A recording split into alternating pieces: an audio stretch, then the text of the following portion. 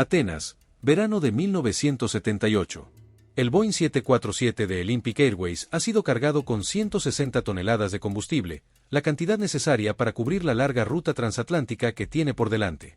Las altas temperaturas del día anticipan un despegue extremadamente exigente. El aire caliente reduce la densidad y por lo tanto disminuye la sustentación y la eficiencia de los motores.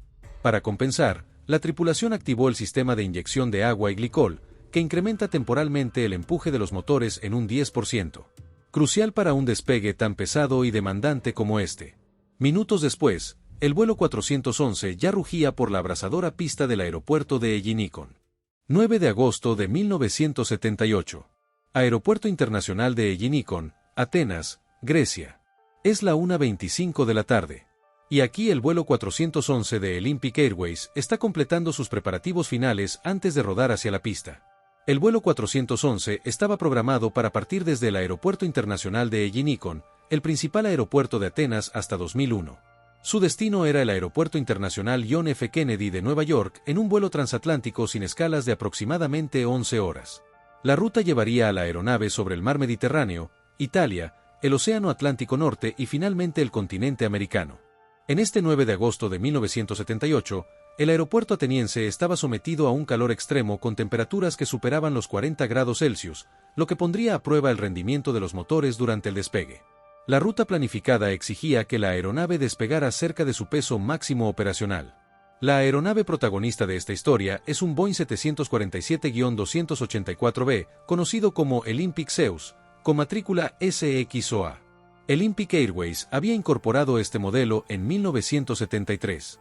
Era una versión mejorada del 747 al 100 equipada con 4 motores Pratt & Whitney JT9, de que incluían un sistema de inyección de agua y glicol diseñado para incrementar el empuje en condiciones críticas de despegue.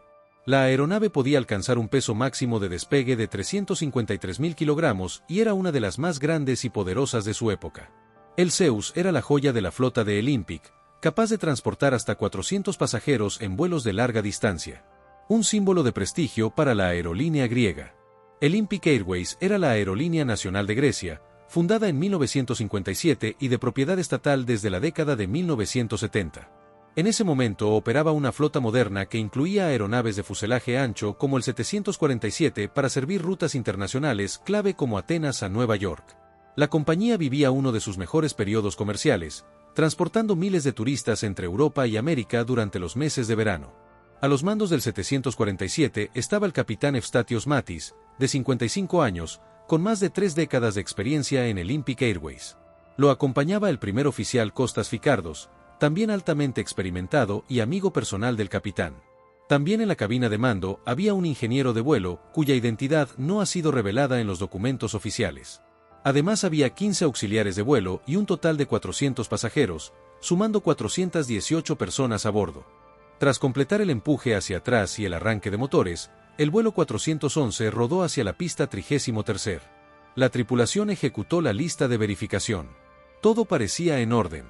El capitán Matis anunció la partida, estabilizó los motores y avanzó los aceleradores hasta la potencia de despegue. Eran poco más de las 2 de la tarde hora local. El 747 rodaba por la pista. Instantes después de alcanzar V1, justo cuando el primer oficial anunció rotar, se escuchó un fuerte estruendo. El motor número 3 había sobrecalentado y consecuentemente explotó. La aeronave ya no podía abortar. Estaba comprometida con el despegue. Pero el verdadero problema llegó segundos después cuando el ingeniero de vuelo, malinterpretando las alertas de flujo de agua, apagó el sistema de inyección de agua y glicol en todos los motores. Esto provocó una pérdida inmediata de aproximadamente el 10% del empuje en un momento en que cada kilogramo de potencia era crítico. El resultado fue un 747 al peso máximo con un motor apagado, sin inyección auxiliar de empuje y volando a menos de 60 metros de altitud, dirigiéndose directamente hacia las zonas densamente pobladas de Atenas. El masivo Boeing, cargado con 160 toneladas de combustible y transportando 418 almas, se aferraba al aire con desesperación. Volaban a tan solo 47 metros sobre el suelo, menos de 50 metros. La aeronave no estaba ascendiendo. Apenas flotaba sobre las calles de Atenas, rozando antenas y azoteas, sobrevolando tan bajo el barrio de Kalitea que los trabajadores de las oficinas podían ver a los pasajeros a través de las ventanas y viceversa. 160 nudos. Tren arriba, anunció el copiloto. Desde afuera la escena era surrealista. Un jumbojet, la aeronave comercial más grande del mundo en ese momento, volaba como si estuviera rodando por encima de los tejados. Su fuselaje reflejando el sol del mediodía y sus motores aún rugiendo aunque debilitados. Las torres de apartamentos de Nea Smyrni, las vallas publicitarias a lo largo de la avenida Singrove, las grúas, todo parecía estar al mismo nivel que los estabilizadores horizontales. El 747 ni siquiera tenía potencia suficiente para girar. Un viraje bajo estas condiciones habría sido fatal. Mattis lo sabía. Decidió continuar recto, incluso mientras el radar mostraba una imponente masa por delante. El monte Egaleo, a menos de un minuto de distancia. Pero el capitán no se rindió. Ordenó pequeñas inclinaciones de nariz hacia abajo para ganar velocidad. Bajó la nariz, aceleró lo suficiente y recuperó algo de control. Cada nudo adicional era oro. Llegaron a 158, luego a 162, finalmente alcanzando 170 nudos. Todavía por debajo del umbral ideal, pero suficiente para mantenerse. Entonces, milagrosamente, la aeronave superó la cima del monte Egaleo con apenas 3 metros de margen. Ni los simuladores de Boeing habían podido reproducir este resultado sin terminar en desastre. Lo superamos. Girando a la izquierda hacia el mar, Mattis anunció que la ciudad quedaba atrás. A la derecha el Golfo Sarónico se extendía como una ruta de escape. La aeronave viró lentamente, finalmente libre del peso de la geografía de Atenas. Sobre la costa el ingeniero corrigió su error y reactivó el sistema de inyección. El empuje mejoró. Los motores ahora respondían con toda la potencia que podían dar, pero el peso seguía siendo un problema. Iniciando procedimiento de descarga de combustible. Frente a las costas del Pireo, el Boeing 747 comenzó a liberar combustible para aligerar su carga. Toneladas de queroseno cayeron en línea recta sobre el mar mientras la aeronave estabilizaba su altitud y velocidad. El radar del aeropuerto de Ellinikon detectó nuevamente al avión, pero nadie había recibido ninguna comunicación desde el despegue. La frecuencia permanecía inquietantemente en silencio. En la torre de control, los controladores se miraban atónitos. Estaban observando cómo regresaba un avión que ya daban por perdido. A bordo la atmósfera era mixta. Algunos pasajeros creían que el vuelo transcurría con normalidad. Otros habían percibido que algo andaba mal. El ascenso fue inusualmente lento y ahora veían Atenas desde ángulos que no coincidían con la ruta hacia Nueva York. La aproximación a Ellinikon fue tranquila pero tensa. La aeronave todavía pesaba más de lo ideal, pero ahora estaba bajo control. Mattis estabilizó la aproximación final alineado con la pista. El tren de aterrizaje se desplegó con normalidad. Esta vez la aeronave tenía suficiente potencia para un aterrizaje seguro. El toque fue suave, sin rebotes ni deslizamientos. El avión rodó por la pista y se detuvo frente a una nube de vehículos de emergencia. Nadie resultó herido. No hubo fuego. No hubo evacuación. Los pasajeros aplaudieron, aún sin saber que acababan de ser parte de uno de los vuelos más improbables en la historia de la aviación. Unos minutos después Mattis bajó las escalerillas. En la pista 2 figuras lo esperaban. Sus hijas, alertadas por un familiar tras ver la aeronave sobrevolar peligrosamente el estadio del Panionios FC. Se abrazaron. Estaban vivos. La inspección de la aeronave comenzó de inmediato, centrándose especialmente en el motor número 3, que mostraba evidentes señales de explosión interna. También se examinaron las conexiones del sistema de inyección de agua y la unidad de control. El INPIC inmovilizó la aeronave hasta que pudieran completarse las reparaciones mayores. Curiosamente, la atmósfera dentro de la terminal se volvió casi festiva. 418 vidas habían sido salvadas. Pocas horas después el capitán Mattis y su tripulación abordaron otro 747, esta vez completamente operativo, para llevar a los mismos pasajeros a Nueva York. Un gesto que sería recordado durante años. ¿Qué había ocurrido? ¿Qué pasó exactamente? El vuelo 411 de Olympic Airways fue uno de los incidentes más graves jamás registrados durante un despegue que no resultó en un accidente real. Sin embargo, lo más desconcertante de todo es que nunca se abrió ninguna investigación oficial en Grecia. En 1978 el país todavía no contaba con ninguna agencia nacional de investigación de accidentes aéreos. El AYASP no sería establecido hasta 2004. Al no haber víctimas ni daños materiales, las autoridades consideraron que un análisis técnico era innecesario. En ausencia de una respuesta oficial, Boeing, el fabricante de la aeronave, tomó la iniciativa de entender lo que había sucedido. El caso presentaba varios factores alarmantes. un 747 despegando al peso máximo, sufriendo una pérdida significativa de empuje, volando durante casi 90 segundos por debajo de su velocidad mínima segura, todo sobre el espacio aéreo urbano densamente poblado de Atenas. Boeing lanzó una investigación interna liderada por Brian S. Weigel, vicepresidente de servicio al cliente, que emitió un informe titulado Análisis de rendimiento del despegue de Olympic Airways en Atenas el 9 de agosto de 1978 con falla de motor durante el despegue. El informe fue enviado a la Dirección de Normas de Vuelo de la Autoridad de Aviación Civil griega e incluía conclusiones contundentes. La conclusión principal fue que ninguna falla estructural o mecánica causó la pérdida de rendimiento después del despegue. El problema fue provocado por el apagado accidental de las bombas de inyección de agua por parte de la tripulación, lo que redujo el empuje total.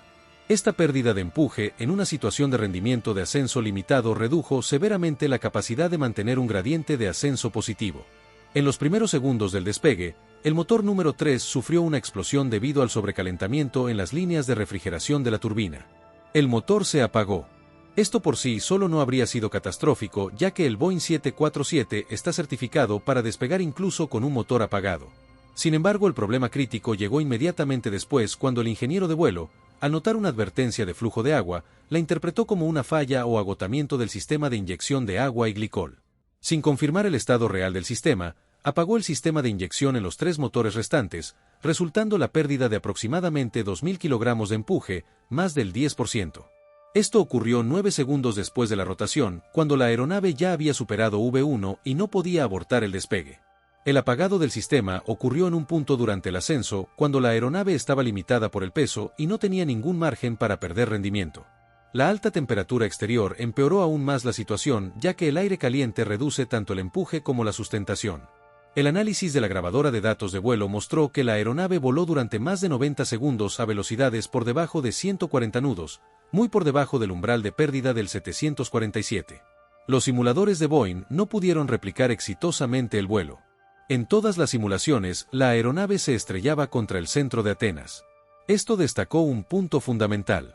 El desempeño del piloto fue excepcional y fuera del manual, salvando la aeronave mediante decisiones no convencionales.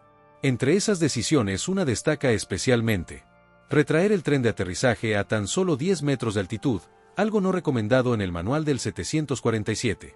Pero mantener el tren abajo habría creado una resistencia aerodinámica imposible de superar. También realizaron pequeñas inclinaciones de nariz hacia abajo para incrementar la velocidad sin perder demasiado control. Algo que requiere un dominio absoluto de la aerodinámica en condiciones críticas. Una vez que el sistema de inyección fue reactivado después de que el ingeniero se dio cuenta de su error y mientras la aeronave entraba en aire más denso cerca del monte Galeo, pudo acelerar hasta 170 nudos, permitiendo un viraje controlado hacia el mar. Boeing atribuyó el éxito de este vuelo a 3 factores principales. Efecto suelo.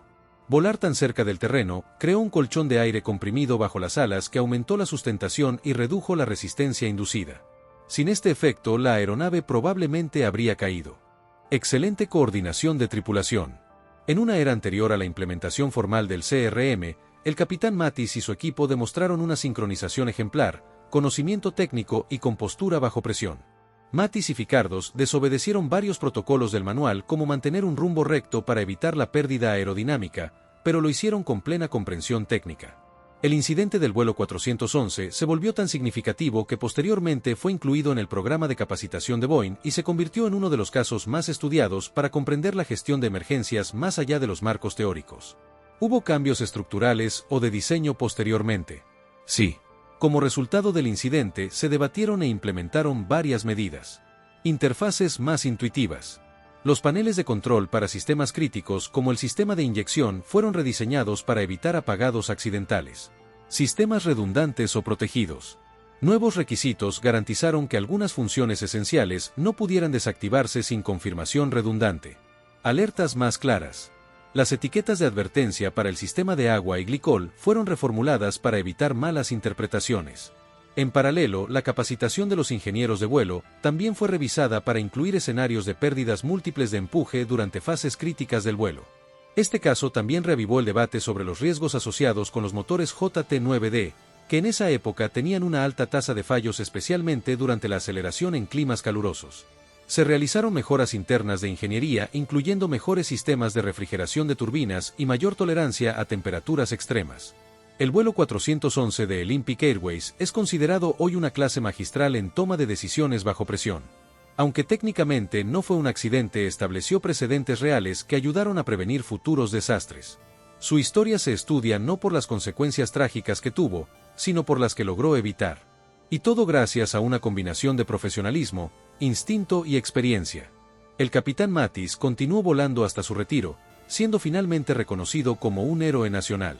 En una entrevista muchos años después, resumió el evento con una frase conmovedora: "Los que sobrevivimos ese día somos polizones en la vida. Gracias por acompañarme en este viaje de regreso al 9 de agosto de 1978, cuando el vuelo 411 de Olympic Airways no terminó en tragedia, pero pudo haberse convertido en uno de los peores desastres en la historia de la aviación. La habilidad, la experiencia y la compostura bajo presión evitaron lo que parecía inevitable.